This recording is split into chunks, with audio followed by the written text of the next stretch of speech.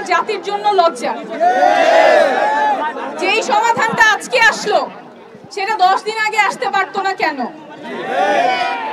একটু আগেই স্যাররা বলছিলেন যে আমাদের মন পড়েছিল স্কুলে, শিক্ষকরা শিক্ষা দিতে ব্যস্ত থাকবেন, আমাদের শিক্ষার্থীরা কিভাবে কিভাবে সবচেয়ে ভালো শিক্ষাটা পাবে, তাদের ব্যস্ত থাকার কথা, মাথা ব্যথা থাকার, কিন্তু সেটা না হয় তাদের শহীদ মিনারের বেদিতে কেন পড়ে থাকতে হলো?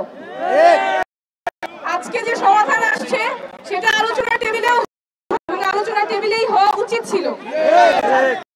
আগে আমরা যখন আসলাম ফজরের সময় তখন দেখছিলাম যে এখানে দ্বিধাদ্বন্দ্ব করছে, ওদের মধ্যে শান্তিপূর্ণ ভাবে আপনাদের আছেন, এদেরকে অনেক জানাই, কিন্তু শিক্ষকদের রাজপথে থাকার কথা না।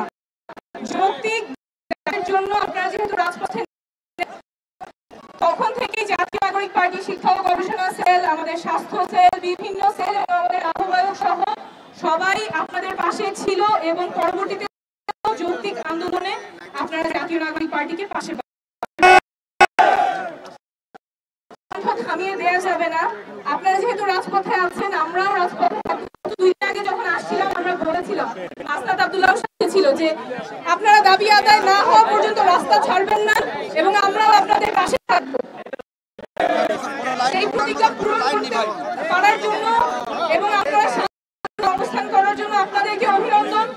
কিন্তু পরবর্তীতে যে কোনো যৌক্তিক দাবি যাতে আলোচনার টেবিলেই শেষ হয়, কালকে আর রাস্তায় নামতে না হয়, বিশেষ করে শিক্ষকদেরকে যাতে রাস্তায় নেমে আন্দোলন করতে না হয়, অনশন করতে না হয়, সেই রাজনীতিটাই আমাদের করতে হবে। আপনারা আমাদের নতুন প্রজন্মের কারিগর, বর্তমান প্রজন্মের কারিগর, আপনাদেরকে অনেক শুভেচ্ছা, অনেক সাধুবাদ এবং আশা করছি আপনারা আমাদেরকে একটা সুন্দর জাতি উপহার দিবেন, যারা পরবর্তীতে শিক্ষকদের কোনো অবমূল্যায়ন করবেন না। কারণ যে জাতি শিক্ষকদেরকে অবহেলা করে সেই জাতি নিজের ভবিষ্যৎকেই ধ্বংস করে। সেরকম না হয়ে যাতে একটা সুন্দর জাতি আপনারা উপহার দিতে পারেন, সে আহ্বান রেখে আজকে শেষ করছি।